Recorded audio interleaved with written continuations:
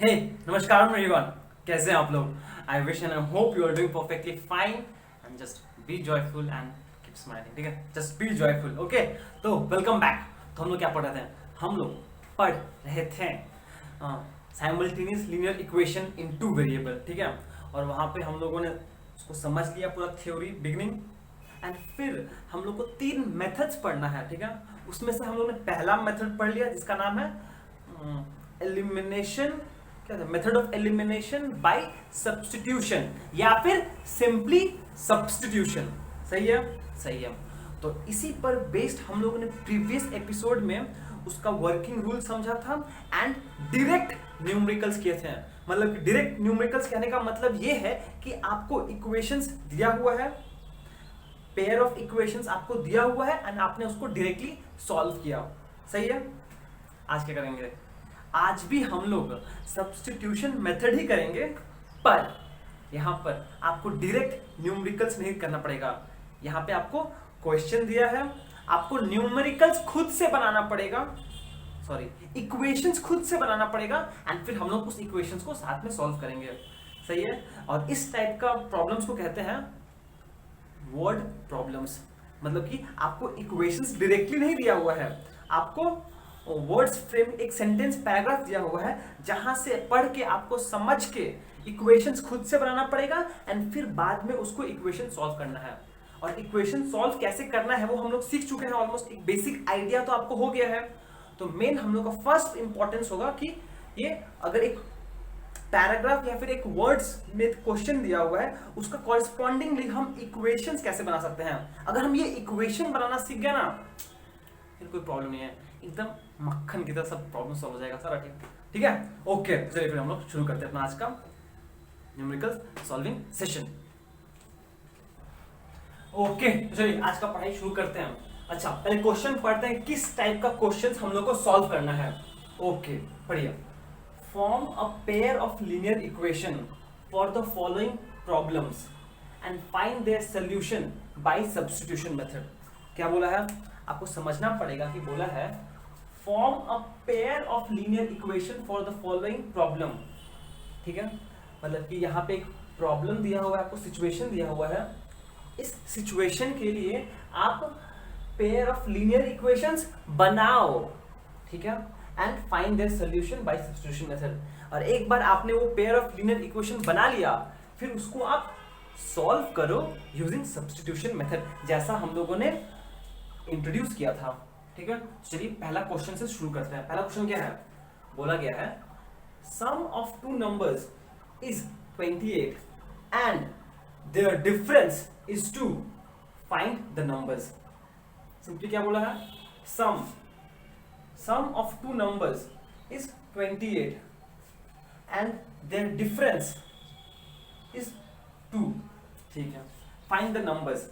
तो देखिए हम लोग का पहला नियम ये होगा कि हम लोग को जो चीज बोला होगा ना, फाइंड द नंबर्स, मतलब क्वेश्चन में जो भी चीज पूछा हुआ होगा हम लोग उसको अज्यूम कर लेंगे।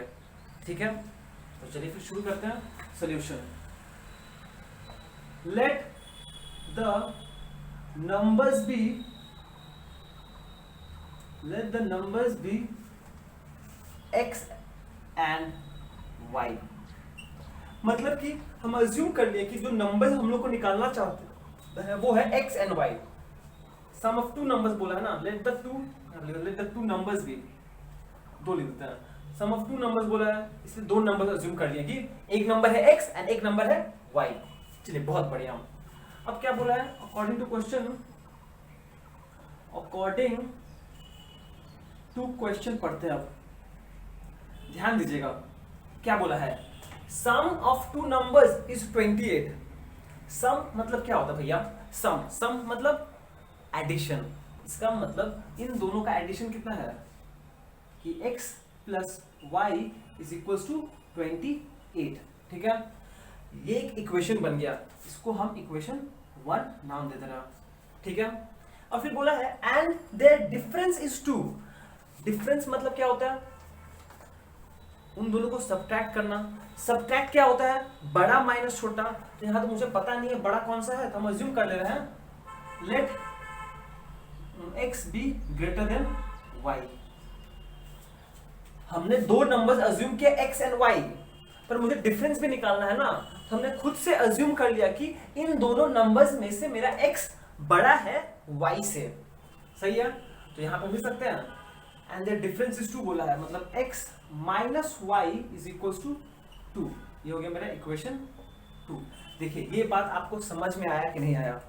अगर ये आपको समझ में आ गया इतना, फिर तो सब्स्टिट्यूशन मेथड से बस सॉल्व करना है, कौन सा बड़ा बात है, तो हम ऑलरेडी कर चुके हैं। ठीक है, क्वेश्चन क्या था? Sum of two numbers is 28 and their difference is 2, find the numbers. हमने अज्यूम कर लिया कि let the two numbers be x and y, कोई प्रॉब्लम नहीं है, उसमें से x मेरा बड़ा है कंपेयर टू y। सही है, then according to question x plus y is equal to 28, x minus y is equal to 2। अब दो इक्वेशन है, उसको सॉल्व कर देते हो सब्स्टिट्यूशन में, कोई बड़ा बात नहीं है। चलिए जल्दी कीजिए, आप भी कीजिए साथ में। फ्रॉम इक्वेशन 1 हम बोल सकते हैं x plus y is equals to 28, which implies y is equals to 28 minus x। और ये क्या किया हमने? ये स्टेप 1 था, ये स्टेप 2 था, इसको हम इक्वेशन 3 नाम दे दे रहे हैं। ठीक है, जैसे ही आपको y का वैल्यू मिल गया फ्रॉम इक्वेशन 1, इस y को सब्स्टिट्यूट कर दो इक्वेशन 2 में, तो लिख सकते हैं हम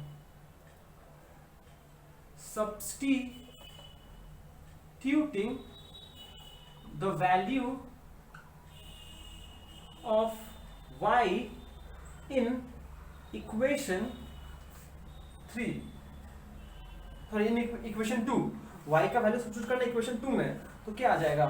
आ जाएगा x माइनस y का वैल्यू क्या है? 28 minus x, minus 28 minus x is equal to 2। दिखाई दे रहा है इसमें? दिखाई दे रहा है। हम बोल सकते हैं आपसे विच इंप्लाइज, जब ब्रैकेट सामने नेगेटिव साइन है, जब ब्रैकेट ओपन होगा तो ये हो जाएगा माइनस 28, पर ये हो जाएगा plus x is equal to 2, which implies x plus x कितना हो जाएगा? 2x।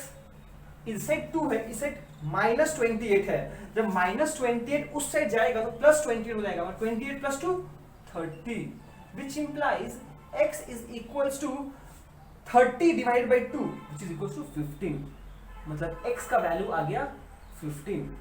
सही है, सही है। और जैसे ही आपको x का वैल्यू मिल गया, आप सब्स्टिट्यूट कर दीजिए in the equation of y। therefore substituting the value of x in equation 3। ठीक है, तो कर दीजिए, क्या है? y is equals to 28 minus x, और x कितना है? 15, 28 minus 15 which is equals to 13, therefore y is equals to 13, therefore the two numbers are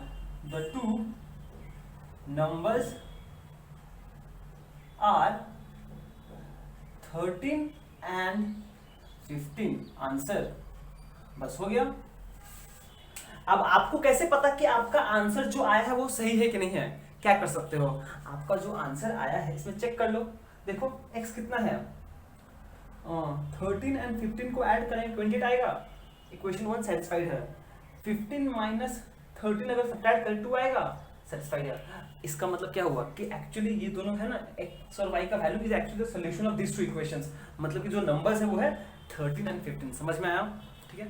और एक और बात हम बोलना चाहेंगे, देखिए अभी हम लोग क्या हैं, बिगिनर लेवल पर हैं, अभी हम लोग इसको न्यूमेरिकल्स को करना सीख रहे हैं, इसीलिए प्लीज जब आप न्यूमेरिकल सॉल्व कर रहे हो ना, ये सब चीज लिखा करो, हर एक लाइन लिखा करो। ठीक है, अभी तो हम लोग स्टार्ट किए हैं ना, जब आप खुद लगेगा कि हाँ एक लेवल आप चले जाओगे, हाँ मतलब कि और अब 50-60 सम्स करने के बाद अब लगेगा कि हाँ अब हम कर सकते हैं, तब ये बीच का स्टेप्स आप मत लिखना, डायरेक्टली कर लेना। पर अभी तो शुरू किए हैं ना, अभी प्लीज सारा स्टेप्स मैंडेटरी सोच समझ के अच्छे से लिखिए। ठीक है, ओके। तो चलिए नेक्स्ट क्वेश्चन करते हैं।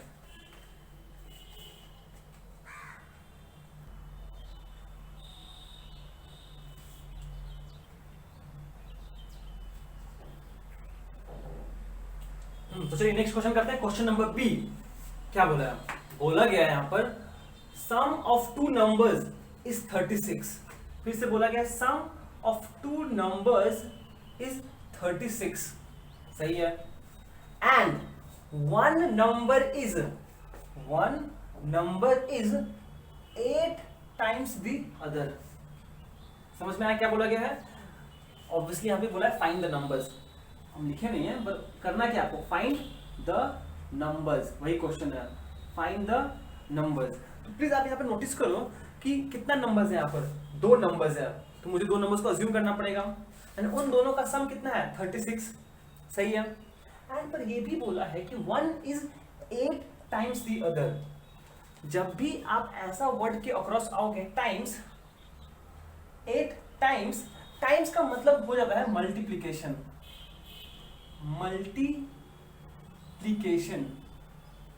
सही है, मतलब 8 टाइम्स मतलब 8 इंटू समथिंग, मतलब कि 1 number is equals to 8 times the other number, सही है। तो चलिए शुरू करते हैं, इसका सोल्यूशन भी करते लो।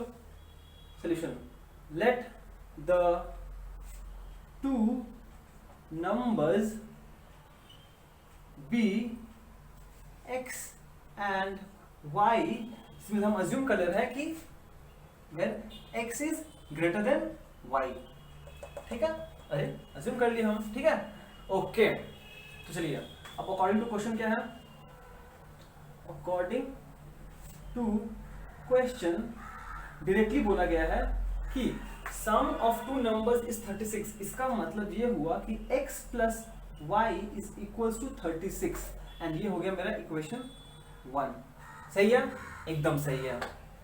पर जो सेकेंड इक्वेशन है वो थोड़ा अलग है। क्या बोला है यहाँ पर बोला गया है कि 1 number is 8 times the other, एक नंबर 8 टाइम्स के बराबर है, ठीक है, तो ऑब्वियसली वो क्या होगा, जो नंबर है वो 8 गुना ज्यादा है, मतलब बड़ा है। ध्यान सुनिएगा, एक number 8 times the other number है, मतलब ये जो नंबर है वो बड़ा है, कितना बड़ा है, 8 टाइम्स बड़ा है, और इन दोनों में से कौन सा बड़ा है, x बड़ा है, तो हम बोल सकते हैं x is equals to 8y। ये इक्वेशन 2 है आपका। देखिए समझ में आया कि नहीं आया आपको, यहाँ पे सिंपली आपको ये तो पहला था, समझ में आ गया हम लोग को। ये बोला है कि एक नंबर है वो है 8 टाइम्स द अदर नंबर, और ये 8 टाइम्स है, मतलब कि ऑब्वियसली ये बड़ा होगा इससे, हम x पकड़ लिए, x हम बड़ा अज्यूम किए थे, इसीलिए x इक्वल्स टू 8y, ठीक है। आप चाहो तो इसको y इक्वल्स टू 8x भी लिख सकते थे, पर आपको फिर ये होता कि y is greater then x, सही है। अब क्या, सिंपल है, 2 इक्वेशन आ गया, अब साइमल्टेनियसली सॉल्व कर दीजिए इसको सब्स्टिट्यूशन मेथड, ठीक है। यहाँ पे नोटिस करो आप, इक्वेशन 2 में ऑलरेडी x मेरा सब्जेक्ट है, हम हो गया डायरेक्टली। तो देखिए हम क्या बोल सकते हैं, डायरेक्टली कर सकते हैं, x का वैल्यू ऑलरेडी दिया हुआ है इन टर्म्स ऑफ y, मतलब कि स्टेप 1 स्टेप 2 ऑलरेडी किया हुआ ही है। अब डायरेक्टली लिख दो, substituting the value of x from 2 in 1। क्या बोला है, substituting the value of x from 2 in 1, मतलब क्या हो जाएगा यहाँ पर, अब मतलब x का क्या हो जाएगा, 8y plus y is equals to 36, which implies 8y plus y हो जाएगा 9y is equals to 36, which implies y is equals to 36 by 9, which is equals to 4। तो y का वैल्यू आपको मिल गया, ठीक है। एंड अगर एक बार y का वैल्यू मिल गया है आपको, तो वापस से अगर हम इक्वेशन 2 में सब्स्टिट्यूट करें तो x मिल जाएगा मुझे। Therefore using y equals to 4 in equation 2, बोल सकते हैं x is equals to 8 into y मतलब 4 is equals to 32, x equals to 32। तो फिर देखिए x बड़ा है y से, आगे आपका answer, therefore the numbers are x equals to 32 and y is equals to 4, answer सही है। समझ में आया, एक बार अच्छे से आप देख के समझो उसको, ठीक है। तो चलिए अब हम नेक्स्ट क्वेश्चन करते हैं। ओके चलिए नेक्स्ट क्वेश्चन करते हैं, क्वेश्चन नंबर सी। क्या बोला है, बोला गया है the larger of two complementary angles exceed the smaller by 30, find the angles। क्या बोला है? The larger of two complementary angles। सबसे पहले ये बताइए भैया, आपको पता है कॉम्प्लीमेंट्री एंगल्स का मतलब क्या होता है? नहीं पता, सुन लीजिए। कॉम्प्लीमेंट्री एंगल्स, कॉम्प्लीमेंट्री एंगल्स क्या होता है?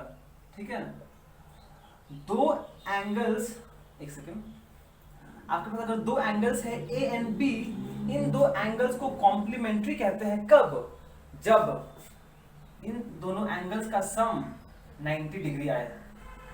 ये बात याद रखिएगा कि दो एंगल्स है आपके पास, ये दो एंगल्स है A and G L E S, and अगर इन दोनों एंगल्स का सम 90 डिग्री आए तो ऐसा एंगल्स को कॉम्प्लीमेंट्री एंगल्स बोलते हैं। ठीक है, वेयर एज अगर इन दोनों का सम, मतलब कि अगर ए प्लस बी अगर 180 डिग्री आए तो ऐसा दो एंगल्स को बोलते हैं supplementary angles.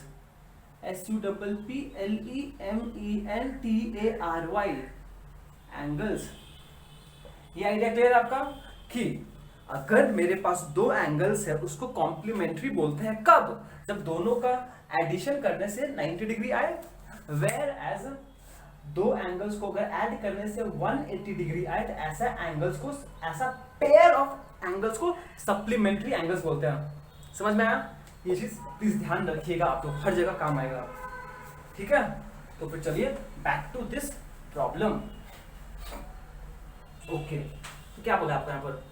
The larger of two complementary angles exceeds the smaller by 30 degree, find the angles.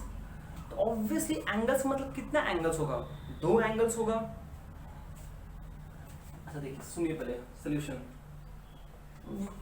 Late the two complementary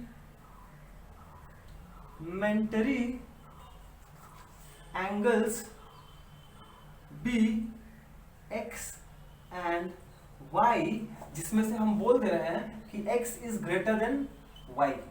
अब मेरा सही रहेगा, मतलब कि हम अज्यूम कर ले, अरे भैया चलो मान लेते हैं कि दो कॉम्प्लीमेंट्री एंगल्स है x एंड y। मान ही सकते हैं, कहीं नहीं मान सकते हैं, मान रहे भैया? उसमें से x बड़ा है, ये भी हम मान ले रहे, तुम्हारा कहा जाता है। ठीक है, चलो बढ़िया।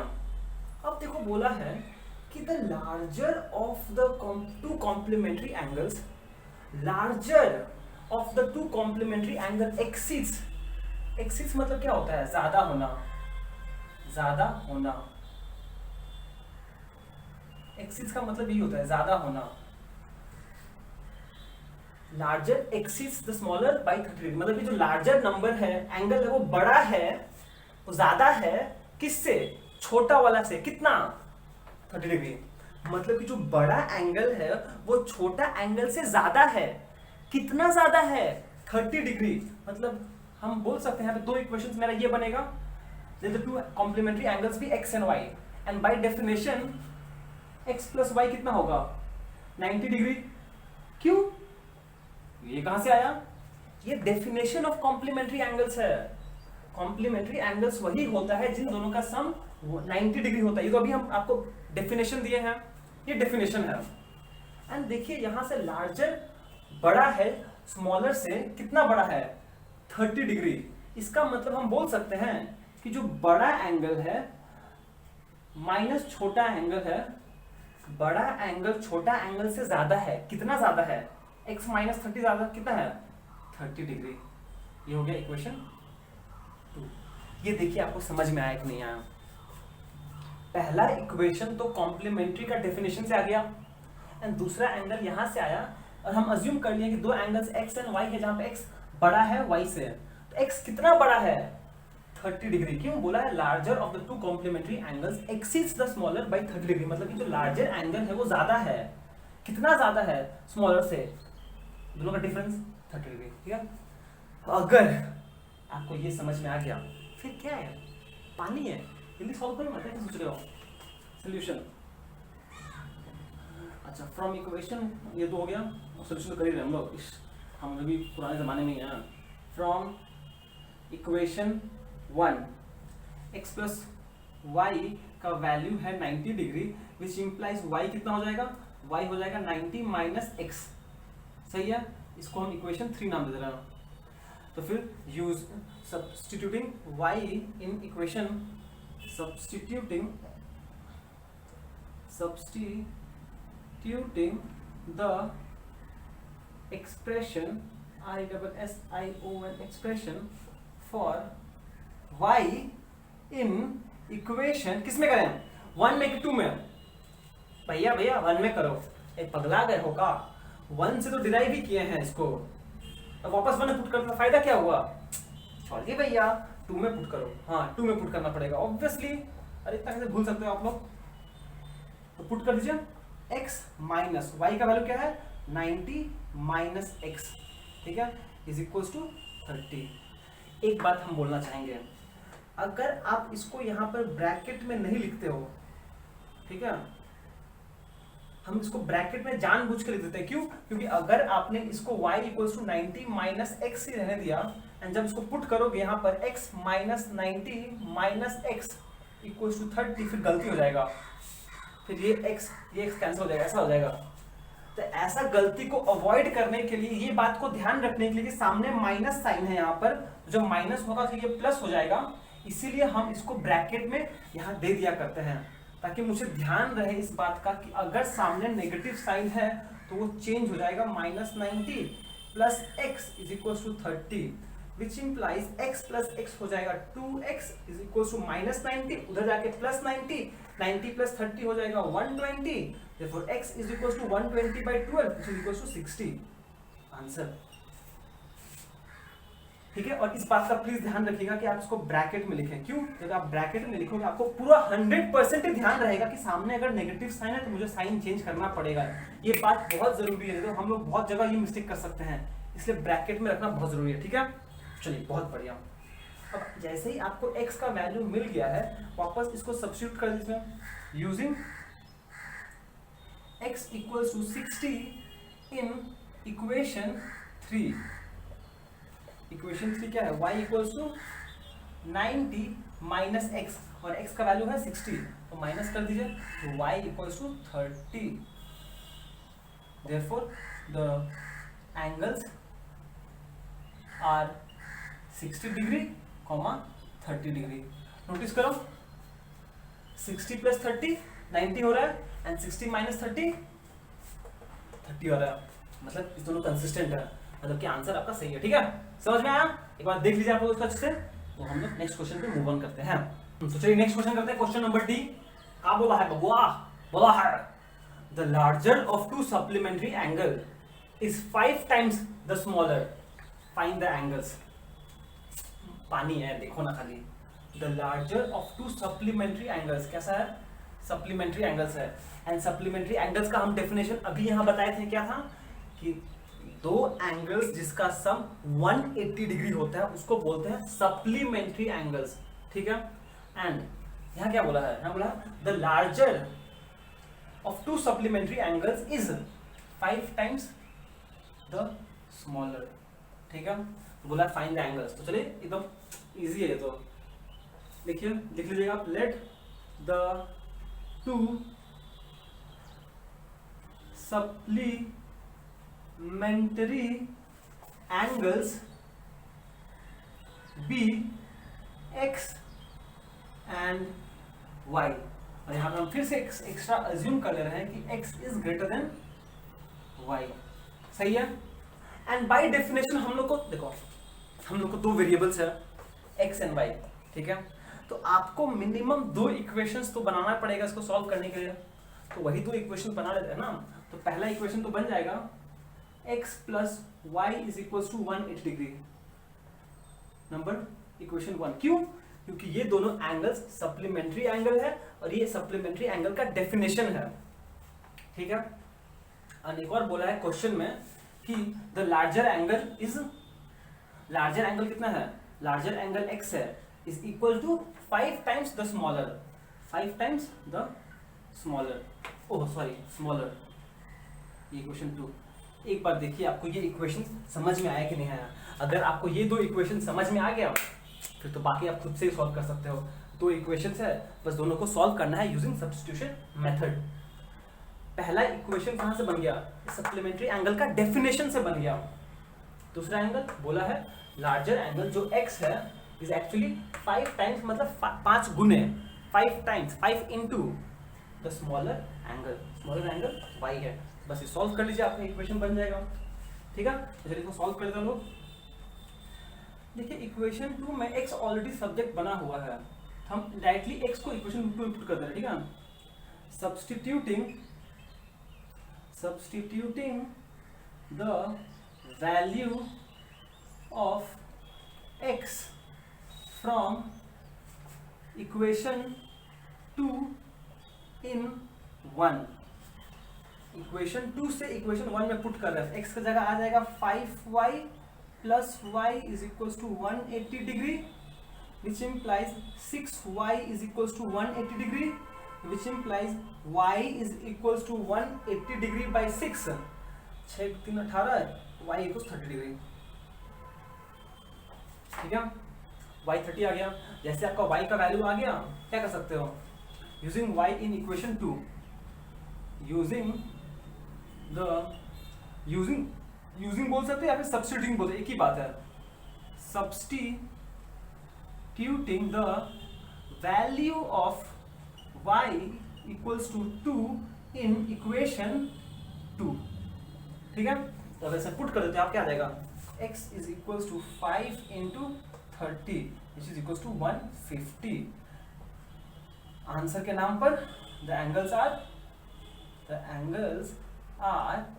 क्या है, x and y, x कितना है 150 डिग्री एंड y है 30 डिग्री। तो क्या देखिए सही है, दोनों को सम करने से 180 आएगा, इक्वेशन 1 सेटिस्फाइड है। अगर दोनों का क्यों हम बोल सकते हैं x by y, मतलब x by y कितना होगा, 5, हाँ ठीक 5 टाइम्स है, 30 into 5 150 आएगा, 150 आएगा, सही है। मतलब कि ये भी हम लोग का हो गया। समझ में आया आपको, एकदम बच्चा सम्स कर रहे हैं हम लोग, ये सब आना चाहिए आपको, बेसिकली कंसेप्ट पता होना चाहिए। ठीक है, ओके, तो चलिए नेक्स्ट क्वेश्चन पे मूव ऑन करते हैं। तो चलिए नेक्स्ट क्वेश्चन करते हैं, क्वेश्चन नंबर ई। क्या बोला है, बोला है कि the denominator of the fraction is decreased bye 1, it's value becomes 2/3, but if the denominator is increased by 5, it's value becomes half, find the fraction. ठीक है, पहला पॉइंट, जब भी हम लोग वर्ड प्रॉब्लम्स सॉल्व कर रहे हैं, पहला पॉइंट ये है कि आप एक क्वेश्चन को पूरा पढ़ो, एक बार पहले पूरा क्वेश्चन को पढ़ो। ठीक है, अब एक बार पढ़ने के बाद आप देख लो आपको निकालना क्या है, आपको फाइनली निकालना है फ्रैक्शन। ठीक है, फ्रैक्शन कैसा होता है, a by b का फॉर्म में होता है, a by b का फॉर्म में। ठीक है, आपको पूरा फ्रैक्शन निकालना है। ठीक है, तो आप सबसे पहले उसको अज्यूम कर लो, सोल्यूशन अज्यूम कर लो, let the fraction be x by y। ठीक है, where x क्या है, x is the numerator and y क्या है, y is the denominator of the fraction। ये बात समझ में आया कि नहीं आया आपको बोला था लास्ट में फाइंड द फ्रैक्शन, तो let the fraction be x by y, जहां पर x क्या है, is the numerator of the fraction and y है डिनोमिनेटर। पता है ना, एक फ्रैक्शन का ऊपर वाला पार्ट को न्यूमरेटर बोलते हैं, नीचे वाला पार्ट को डिनोमिनेटर बोलते हैं। चलो बहुत बढ़िया, अब हम लोग फिर से क्वेश्चन पढ़ते हैं एक बार। क्या बोला है, if the numerator of the fraction is decreased bye 1, it's value becomes 2/3। क्या बोला है कि अगर हम न्यूमरेटर को डिक्रीज कर दे, मतलब क्या कर, कम कर दे, कितना से, 1 से, इसका वैल्यू कितना हो जाएगा, 2/3। हम बोल सकते हैं इनिशियली केस 1, फ्रॉम केस 1 हम बोल सकते हैं कि ये फ्रैक्शन में अगर हम न्यूमरेटर को 1 से कम कर दें, मतलब x को 1 से कम कर दें और y को वैसे ही रखें तो इसका वैल्यू क्या हो जाएगा, इसका वैल्यू हो जाएगा 2/3। ये चीज आपको समझ में आया कि नहीं आया, इसको नोटिस करो आप। क्या बोला गया है कि अगर हम न्यूमरेटर, एक फ्रैक्शन का न्यूमरेटर को 1 से कम कर दें, मतलब पहले कितना था x था, 1 से कम कर दें मतलब 1 माइनस कर दें, तो फ्रैक्शन क्या हो जाता है x माइनस 1/y। ठीक है, सही है। पर बोल रहे हैं कि अगर हम ऐसा कर रहे हैं इसका वैल्यू हो जाएगा 2/3, इसका वैल्यू हो जाएगा 2/3।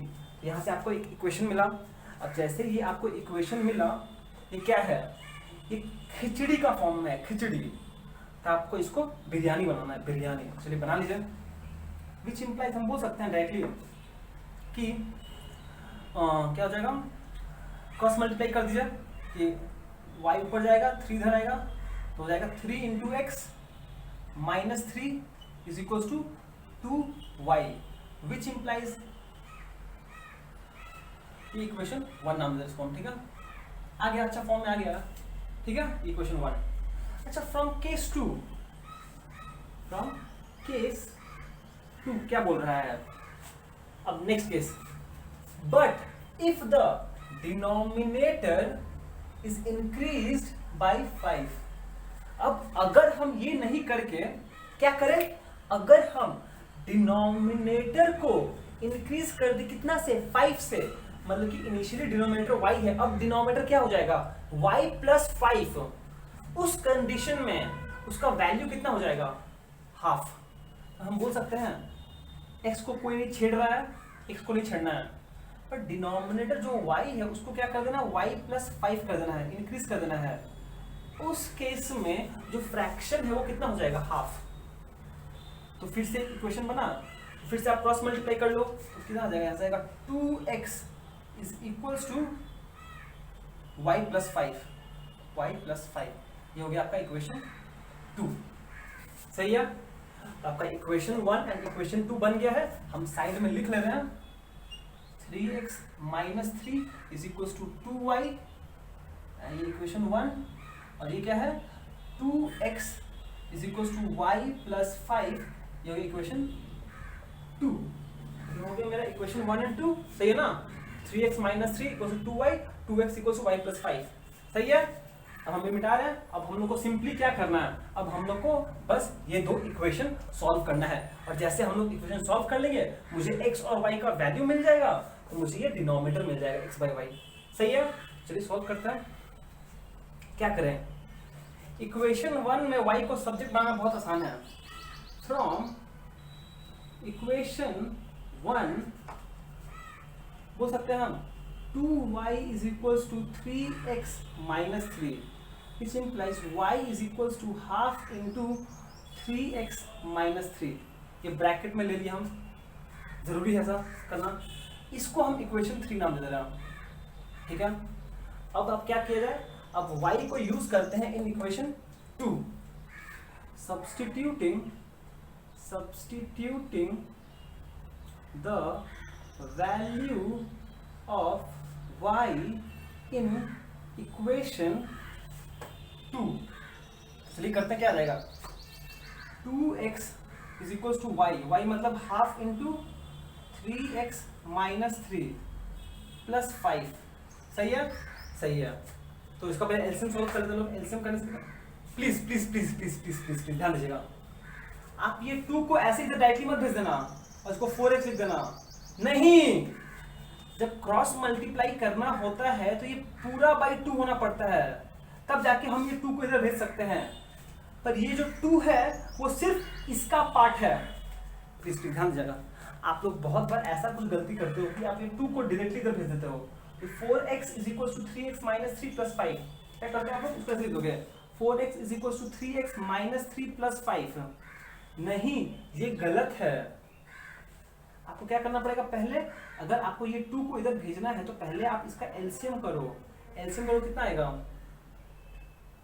नीचे आया 2, ये तो कुछ होगा नहीं, यहाँ पे 3x माइनस 3, नीचे 1 था, 2 डिवाइड बाई 1 2 इंटू प्लस 10। अब देखिए ये a बाई बी का फॉर्म में आया।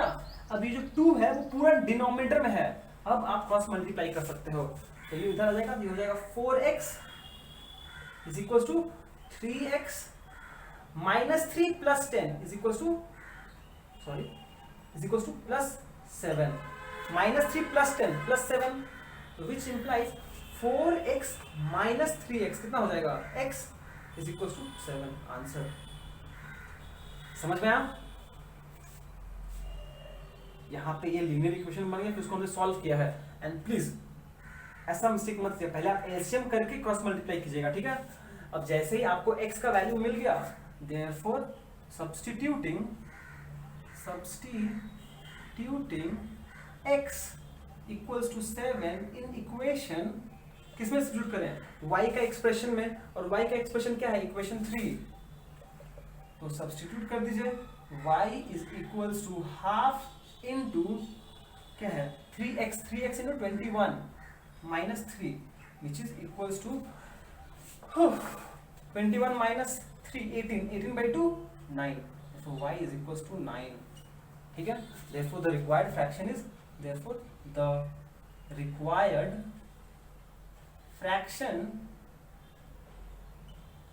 कितना है, x by y, x कितना है 7 by y 7 by 9 answer check कर लीजिए आप सही नहीं है। आप चाहो तो ये दोनों पहले से आप पुट कर चेक करो, सब्स्टिट्यूट करो, आएगा आंसर, आएगा ही आएगा, ठीक है? समझ में आया? ओके, तो चलिए देख लो आप लोग अच्छे से, पॉज करके हम नेक्स्ट क्वेश्चन पे मूव ऑन करते हैं।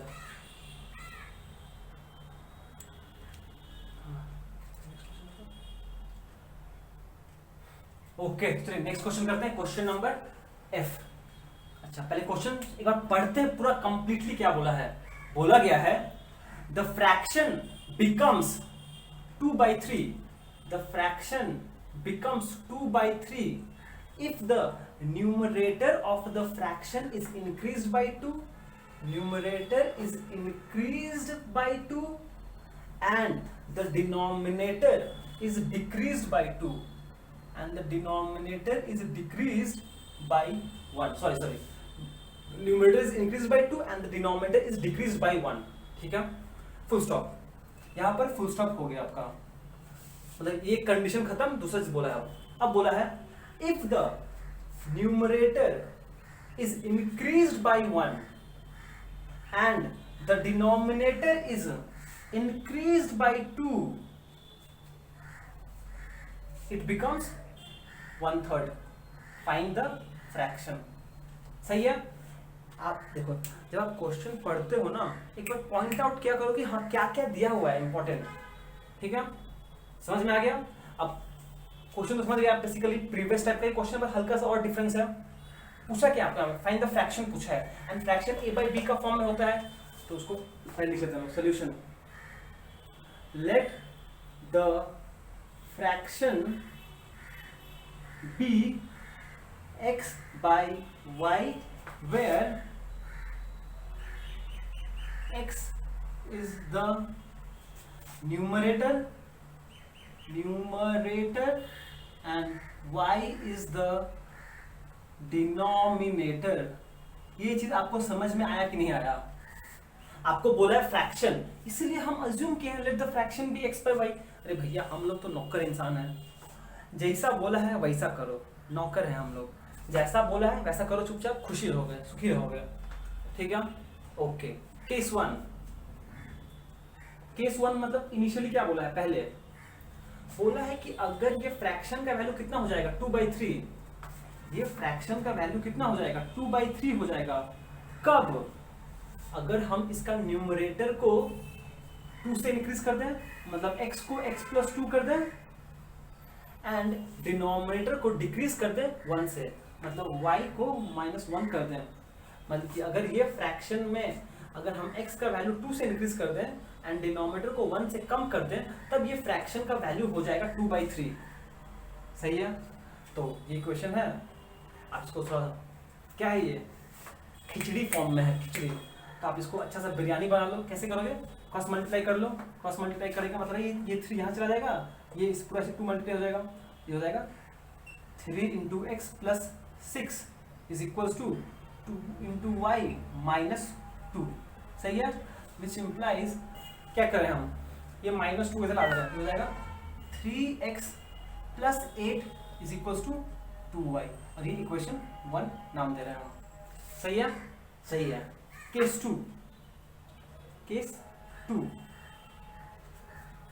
नोटिस करो, अब क्या बोला है, अब बोला है कि if the numerator is increase by 1, अगर हम न्यूमरेटर को 1 से इंक्रीज कर दें एंड डिनोमिनेटर को भी इंक्रीज करें 2 से, मतलब कि ये हो जाएगा y प्लस 2, तो उस कंडीशन में मेरा x का वैल्यू ये फ्रैक्शन बन जाएगा 1/3। फिर से वही कहानी आ गया, आप यहां तक अगर पहुंच चुके हो तो क्रॉस मल्टीप्लाई करके खिचड़ी से बिरयानी बनाते हैं हम। ये हो जाएगा 3x plus 3 is equals to y plus 2, which implies क्या करें हम, 3x है ना, ये 2 को इधर भेज देते हैं, यहाँ से क्या हो जाएगा, क्या करें हम, 2 को इधर भेज दो, ये हो जाएगा 3x plus 1 is equals to y, ये हो गया इक्वेशन 2। ठीक है, तो फिर हम लोग इक्वेशन 1 2 साइड में लिख देते हैं, ये मिटाना पड़ेगा, मिटा दो। ये हो गया इक्वेशन 1 एंड इक्वेशन 2 साइड में रखा हुआ है, तो कहाँ लिखते हैं हम इसको, ठीक से फिर से एक बार कहाँ लिखा जाए, यही लिखते हैं। इक्वेशन है 3x plus 8 is equals to 2y, और एक है 3x plus 1 is equals to y, ये इक्वेशन 1, ये इक्वेशन 2। ठीक है, नोटिस कीजिए इक्वेशन 2 में y ऑलरेडी सब्जेक्ट बना हुआ है, तो हम डायरेक्टली y का वैल्यू 1 में पुट कर दे रहे हैं, डायरेक्टली लिख दे रहे हैं substituting the value of y in equation 1। ठीक है, तो क्या हो जाएगा, इक्वेशन 1 क्या है, 3x plus 8 is equals to 2y, तो y की जगह आ जाएगा 3x प्लस 1, ये बन जाएगा 3x plus 8 is equals to 3 into 2 6x plus 2, which implies 6x 3, ये अगर इधर आएगा तो ये हो जाएगा 3x minus 6x is equals to 2 plus 8 minus 8, minus हो जाएगा ना, तो अब क्या करोगे, 3x माइनस 6 से कितना हो जाएगा, माइनस 3x, और 2 माइनस 8 हो जाएगा minus 6, minus minus plus 3x equals to 6, which implies x is equals to 6 by 3, x equals to 2, x आपका 2 आ गया। और जैसे ही आपको x इक्वल्स टू 2 मिल गया है, आप क्या कर लो, आप x का वैल्यू सब्स्टिट्यूट कर दो इसमें, जहाँ पे y को सब्जेक्ट बनाया गया इक्वेशन 2 में, तो लिख दो substituting y x equals to 2 in equation 2, तो y क्या है, y is equals to 3x, 3 into 2 is equals to 6 plus 1, तो y is equals to 7, x का वैल्यू 2 आया, y का वैल्यू 7 आया, therefore the required fraction is, required fraction क्या होगा, x बाई y मतलब 2/7 इज 2/7 आंसर। सही है, देखिए समझ में आया कि नहीं यार, बस स्टार्टिंग में आपको 2 इक्वेशन यहाँ से बनाना है, वो बन गया था मेरा, उसको खिचड़ी फॉर्म से बिरयानी फॉर्म में लाए, फिर 2 आ गया, फिर तो सॉल्व करना बस। ठीक है, अब हम लोग और 2 क्वेश्चंस करने वाले हैं, जो आपको कुछ नया ट्रिक सिखाना है, तो प्लीज उसको ध्यान से देखिएगा। ठीक है, चलिए ओके, चलिए नेक्स्ट क्वेश्चन करते हैं। क्वेश्चन नंबर जी का बोला है 2 numbers differ by 3, 2 numbers differ by 3 and their product is 54, find the numbers। क्या है, आपके पास 2 नंबर्स ऐसा है ताकि दोनों का डिफरेंस, डिफर मतलब डिफरेंस मतलब सब्ट्रैक्शन, अरे बबुआ भूल गए का ये सब चीजवा, डिफर मतलब होता है दोनों का डिफरेंस मतलब सब्ट्रैक्शन, एंड प्रोडक्ट मतलब होता है दोनों का गुना, गुना मतलब मल्टीप्लिकेशन। समझ में आई कुछ? चलो बढ़िया बा, डिफर हो गया, सब्ट्रैक्शन हो गया, समझ गया वो। ओके, चलिए सोल्यूशन करते हैं इसका। सोल्यूशन आपको बोला है फाइंड द नंबर्स, तो जस्ट अच्छे बच्चे की तरह अज्यूम कर लो, let the two numbers be x and y where x is greater than y। ये चीज समझ में आया कि नहीं आया? दो नंबर्स है मेरे पास x and y, तो ऑब्वियसली एक बड़ा एक छोटा तो होगा ना, तो हम अज्यूम किए कि x बड़ा है कंपेयर टू y, ठीक है। तो दोनों का डिफरेंस मतलब क्या होगा? बड़ा माइनस छोटा, बड़ा माइनस छोटा, कितने का डिफरेंस है? 3 का। मतलब हम बोल सकते हैं x minus y is equals to 3। ये मेरा इक्वेशन 1 बनेगा, समझ में आया? एंड दूसरा इक्वेशन क्या बनेगा? बोला है कि प्रोडक्ट ऑफ द टू, मतलब कि x into y is equals to 54। ये मेरा इक्वेशन 2 बना, ठीक है। समझ में आया आपको? मतलब कि बेसिकली आपको ये देखना है कि आपके पास दो इक्वेशन बना है जहां पे दोनों का डिफरेंस 3 है एंड दोनों का प्रोडक्ट 54 है, और आपको ये दो नंबर्स निकालना है, ठीक है। अब आप प्लीज ध्यान से नोटिस करो इक्वेशन को। इक्वेशन 1 तो देखने में लग रहा है कि linear equation in one variable है। क्यों? क्योंकि ये इस फॉर्म में है ax plus b y plus c equals to 0। हम इस इक्वेशन को इस फॉर्म में लिख सकते हैं, सही है। पर ये जो इक्वेशन 2 है, क्या ये इस फॉर्म में है? इस फॉर्म में है? बिल्कुल नहीं है। यहां पे तो ax वाला टर्म है ही नहीं, by वाला टर्म है ही नहीं, c है, और यहां पे कहीं भी xy वाला टर्म लिखा नहीं है, पर यहां पे तो xy टर्म भी है। मतलब कि जो सेकेंड इक्वेशन है वो लीनियर इक्वेशन इन टू वेरिएबल्स नहीं है।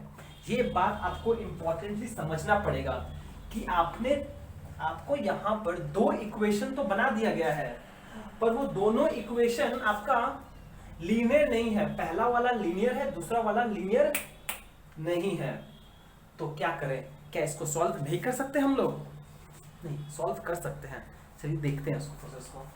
तो पहला जो लीनियर, इस केस में जो लीनियर इक्वेशन होगा उसको चूज करोगे। फ्रॉम इक्वेशन 1 जो लीनियर इक्वेशन होगा उसको चूज करो आप पहले। ये लीनियर इक्वेशन है, यहां से हम बोल सकते हैं x minus y is equal to 3, which implies अगर हम माइनस वाई इधर ले जाए, 3 इधर ला दे, तो हो जाएगा x minus 3 is equal to y. Clear है?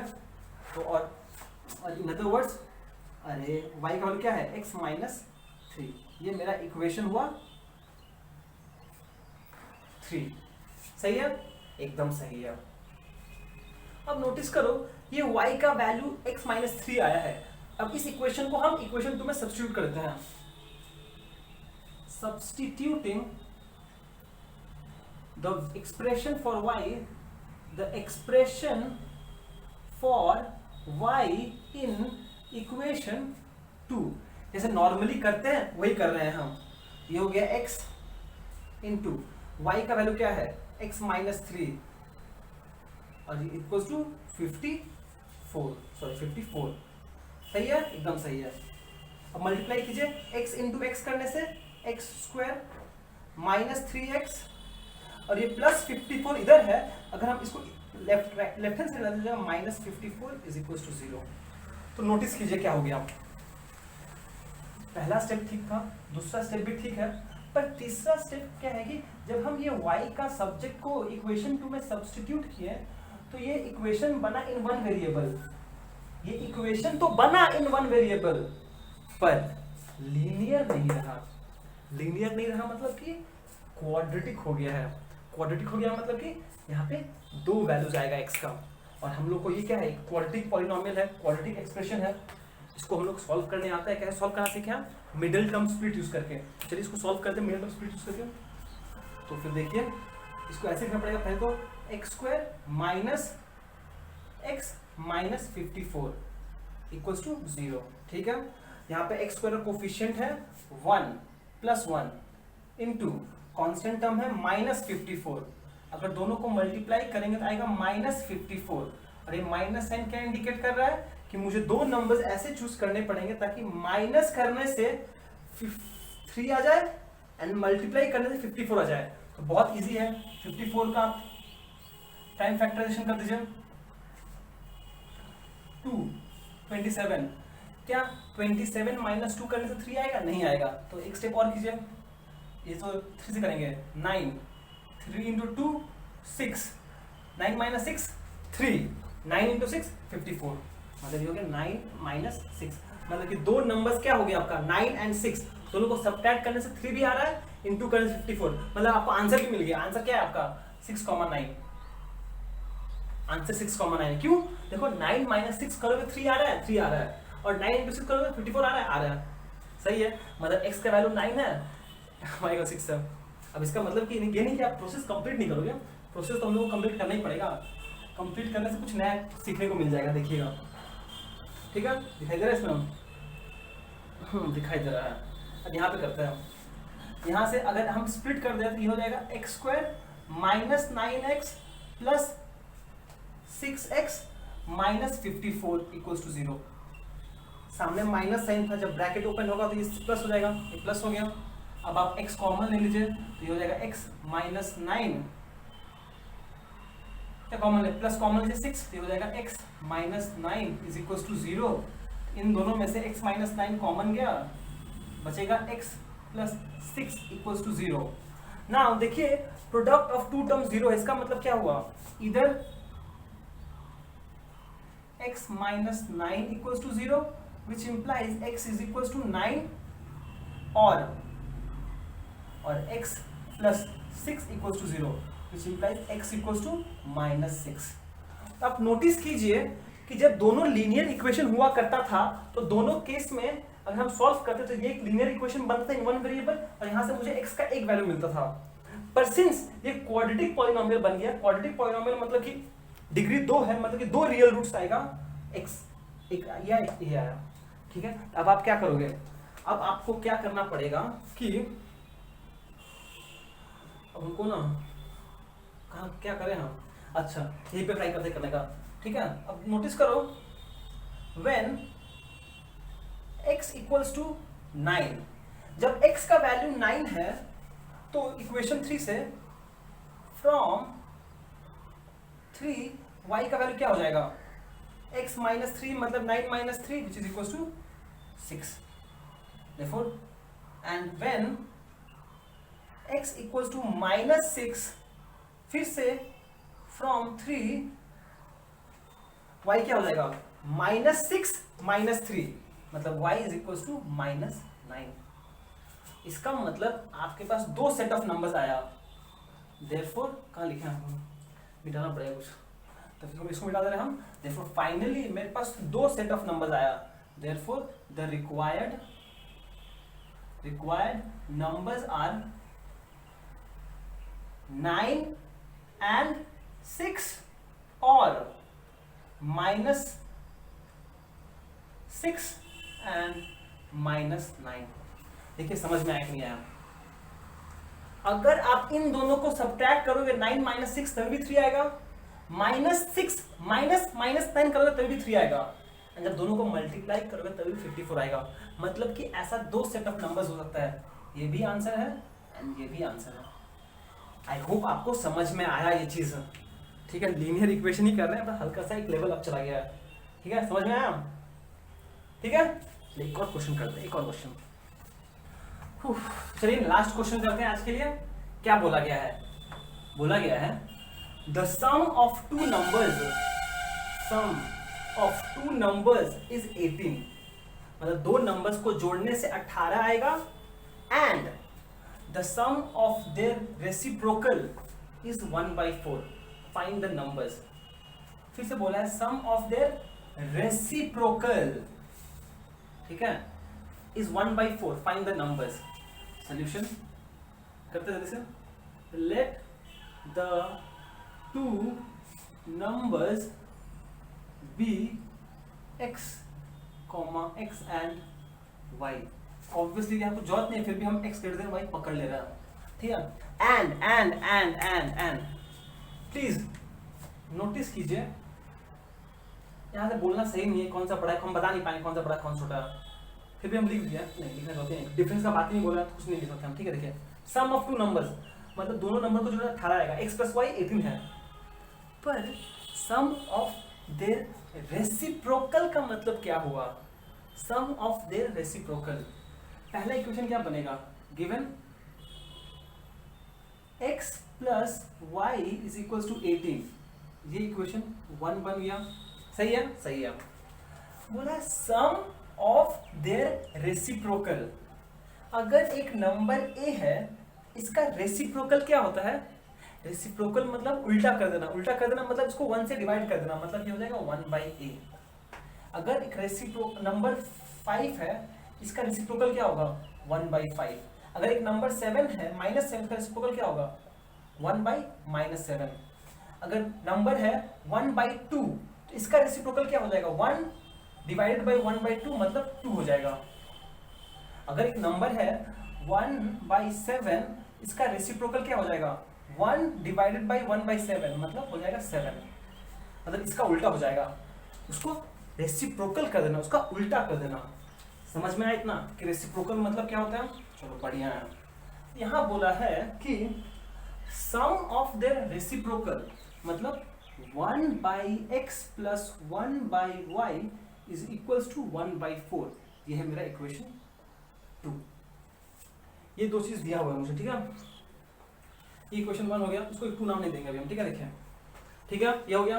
अब नोटिस करो आप कि ये जो इक्वेशन है ना बहुत खिचड़ी फॉर्म में दिया हुआ है, ऐसा नहीं करेंगे हम लोग, क्या कर सकते हैं हम, तो हम लोग इसको क्या लिख सकते हैं, हम उसको सिंप्लीफाई कर लेते हैं, विच इम्प्लाइज इसको सॉल्व करने से क्या आ जाएगा, एलसीएम कर लीजिए, एलसीएम करने से क्या आ जाएगा, दोनों का एलसीएम करेंगे तो यहाँ आ जाएगा y प्लस एक्स, एलसीएम तो xy आएगा, नहीं समझ में आपको हम क्या बोल रहे हैं भैया, दोनों का एलसीएम करेंगे तो एलसीएम xy आएगा, अरे यार इतना गंदा क्यों कर रहे तुम, अगर दोनों का एलसीएम करेंगे तो x इंटू वाई आएगा, xy डिवाइडेड बाई x कितना हो जाएगा, x कट जाएगा बचेगा y इंटू 1 y, ये बोल रहे हैं, plus xy divide by y क्या बचेगा x into 1 x is equals to 1/4, which implies is same as x plus y is equals to x plus y by xy is equals to 1/4, ये आपका equation बना, ठीक है। अब आप notice कीजिए प्लीज ध्यान से कि x प्लस y का वैल्यू तो आपको पता है कितना है 18, x प्लस y का वैल्यू तो आपको पता है कितना है 18, which implies 18 by x into y is equals to 1/4। अब क्रॉस मल्टीप्लाई कर दीजिए तो आपका आ जाएगा फाइनली 18 into 4 मतलब 64 हो जाएगा क्या, नहीं नहीं नहीं नहीं, 18 into 36 कितना होगा जी, 8 into 4 32 कैरी 3 72, सही है, सही है, इज इक्वल्स टू xy। इसका मतलब आपका क्या बना, आपको मिला कि x into y is equals to 72, ये आपका इक्वेशन 2 बना। देखिए समझ में आया कि नहीं आया आपको, आपको ये लाइन बोला था, ठीक है, आपको ये लाइन बोला था कि sum of their reciprocal is 1/4, तो रेसिप्रोकल मतलब 1/x plus 1/y is equals to 1/4 बोला हुआ है, तो हमने इसका एलसीएम किया, ये सॉल्व किया, फिर देखा कि x प्लस वाई का वैल्यू दिया हुआ 18, यहाँ पुट किया, फिर क्रॉस मल्टीप्लाई किया, xy वाला 72 आ गया, तो अगर इसको हम मिटा दें तो फाइनली आपका इक्वेशन 2 बन गया है, x into y is equals to 72 which is equation 2। अब ये क्वेश्चन सेम बन गया है एज द प्रीवियस केस वाला, जहाँ पे आपको एक लीनियर इक्वेशन है और एक प्रोडक्ट फॉर्म में दिया हुआ है और सिंपली सॉल्व करना है इसको। चलिए जल्दी से कर लेते हैं। फ्रॉम 1 हम बोल सकते हैं x प्लस वाई है 18, तो y हो जाएगा 18 माइनस x, ये हो गया इक्वेशन 3, सही है, एकदम सही है, एक स्टेप में कर दिया। अब क्या, substituting the expression for y in equation 2। Equation 2 में क्यों, क्योंकि इक्वेशन 1 से तो हम y को सब्जेक्ट बनाए हैं, और वापस 1 में तो नहीं पुट कर सकते, इसलिए 2 में पुट कर रहे हैं। तो कीजिए, y का वैल्यू है 18 minus x is equals to 72, सही है, सही है। ये हो जाएगा 18x माइनस एक्स स्क्वायर, इधर 72 इधर आ जाएगा माइनस 72 इज इक्वल टू 0। ठीक है, तो अगर हम इसको अरेंज करते हैं हायर और टर्म्स में तो हो जाएगा माइनस एक्स स्क्वायर, हो जाएगा plus 18x minus 72 equal to 0। ठीक है, अब एक चीज नोटिस करो, आप चाहो तो ऐसे ही काम कर सकते हो। फिर से ये क्वाड्रेटिक इक्वेशन बन गया है, इसका कोफिशिएंट -1 है, सही है ना। अगर आप चाहें तो ऐसे ही काम कर सकते हैं, पर आपको याद है ना कि अगर एक इक्वेशन है, हम इक्वेशन का हर एक टर्म को एक कॉमन टर्म से कॉमन नंबर से मल्टीप्लाई कर सकते हैं। देखिए हम क्या कर रहे हैं, ये नेगेटिव साइन है ना, हम क्या बोल रहे हैं, मल्टीप्लाइंग थ्रू आउट बाय -1, मतलब कि हर एक टर्म को हम -1 से मल्टीप्लाई कर रहे हैं। मतलब कि जब माइनस एक्स स्क्वायर को -1 से मल्टीप्लाई करेंगे तो ये हो जाएगा प्लस एक्स स्क्वायर, ये प्लस था तो हो जाएगा माइनस 18x, और ये माइनस था तो हो जाएगा plus 72। And since right hand side में 0 है तो कुछ फर्क नहीं पड़ेगा, 0 इंटू -1 क्या होगा, 0 ही होगा। हम लेफ्ट हैंड साइड में भी मल्टीप्लाई किए हैं पर लेफ्ट हैंड साइड में 0 है, इसलिए कोई फर्क नहीं पड़ा उसको। तो ये आपका इक्वेशन बन गया। आप उसको क्वाड्रेटिक को सॉल्व करने तो आपको आता ही है, x square minus x plus 72 equals to 0। ठीक है, यहाँ पे क्या है, एक्स का कोफिशिएंट +1 है इनटू यहाँ पे +72, दोनों को मल्टीप्लाई करेंगे तो +72 आएगा। इसका मतलब कि मुझे दो नंबर्स ऐसे चूज करने हैं ताकि ऐड करने से 18 आ जाए, मल्टीप्लाई करने से 72 आ जाए। तो इसको प्राइम फैक्टराइजेशन कर लेते हैं। इसका 72 का 2 से करेंगे तो 36, 36 + 2 18 नहीं होता है, फिर 2 से करेंगे 18, ये तो 18 ऑलरेडी ज़्यादा है तो नहीं होगा, एक बार और 2 से 9, कितना हो गया 2 × 2 × 2 8, यहाँ से 8 आया, 8 + 9 17 नहीं आया अभी भी, ये तो गड़बड़ा रहा है मेरा तो। ठीक है कोई नहीं, इसको 3 से करो तो 3 से करेंगे तो 3 आ जाएगा। अब क्या किया जाए, कहाँ से बनाया जाए नंबर, 3 × 6 6, आगे आगे आगे आगे देखो देखो देखो देखो, 3 × 2 6, 3 × 2 6, 6 × 2 12, 12 + 6 आ गया, 12 + 6 18 हो जाएगा एंड 12 × 6 72 हो जाएगा। समझ में आया, समझ में आया, 12 एंड 6 हो गया आपका। अब इसको आप सिंप्लीफाई करो, कितना हो जाएगा, x² minus 12x minus 6x plus 72, सही है, इज इक्वल टू 0। दिखाई दे रहा है बहुत नीचे आ गया क्या, नहीं ठीक है, एकदम लिमिटिंग पॉइंट पे पहुंच गए हम। ये हो गया, तो यहाँ पे क्या हो जाएगा, तो आप यहाँ से अगर x कॉमन लोगे तो हो जाएगा x माइनस 12, यहाँ से क्या कॉमन लिया जाए, -6 कॉमन लेते हैं, -6 अगर कॉमन लेंगे तो x माइनस 12 फिर से आ जाएगा, आ जाएगा, हाँ आ जाएगा। तो अब आप इक्वल्स टू 0 विच इम्प्लाइज आप x माइनस 12 बाहर लीजिए, यहाँ से x माइनस 6 आ जाएगा is equals to 0 which implies either x minus 12 equals to 0 which implies x is equals to 12 और x minus 6 is equals to 0 which implies x is equals to 6। Clear है, समझ में आया। तो यहाँ से आपका x का 2 वैल्यूज आया, अब ये मुझे नीचे इसको मिटा दे रहा हूँ, ये मुझे नहीं चाहिए, x का 2 वैल्यूज आया तो चेक कर लेते हैं फिर से हम लोग। फिर when x is equals to 12, जब x का वैल्यू 12 है therefore फ्रॉम y कहाँ पर है, y है इक्वेशन 3 में, therefore from 3 y is equals to 12 18 minus 12 which is equals to 6, ठीक है। And when x is equals to 6 therefore from 3 y is equals to x 18 minus 6 which is equals to 12. Therefore the numbers are क्या होगा 12 and 6, यहां से भी 12 and 6 आ रहा है, यहां से भी 12 and 6 ही आ रहा है। ठीक है, मतलब कि यहां पर दो सेट ऑफ नंबर्स पॉसिबल नहीं है, एक ही सेट ऑफ नंबर्स पॉसिबल है।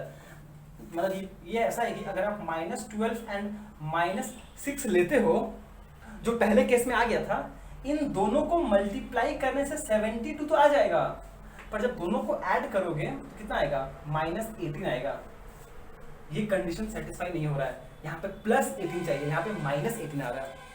समझ में आया? इसीलिए यहाँ पर एक set of numbers he possible है। समझ में आया आपको? देखिए एक्चुअली क्या होता है ना कि बहुत हर बार हम लोग पहले एक एक मेथड सीख लेते हैं एंड वर्ड प्रॉब्लम्स एकदम लास्ट में करते हैं। जब बाय द टाइम हम लोग वर्ड प्रॉब्लम्स तक पहुंचते हैं ना, इतना माथा दर्द हो जाता है कि हम वर्ड प्रॉब्लम्स बहुत लोग समझ नहीं पाते हैं। तो हम लोग क्या कर रहे हैं, हम लोग एक मेथड सीखेंगे, उस पर डायरेक्ट न्यूमेरिकल्स करेंगे, फिर उसी कुछ वर्ड प्रॉब्लम्स भी करेंगे, फिर सेम अप्रोच करते रहेंगे, तो मजा आएगा। ठीक है, ओके चलिए आज का एपिसोड ये पे खत्म करते हैं। Till then be safe, be joyful and thank you so much for watching. Have a great day ahead.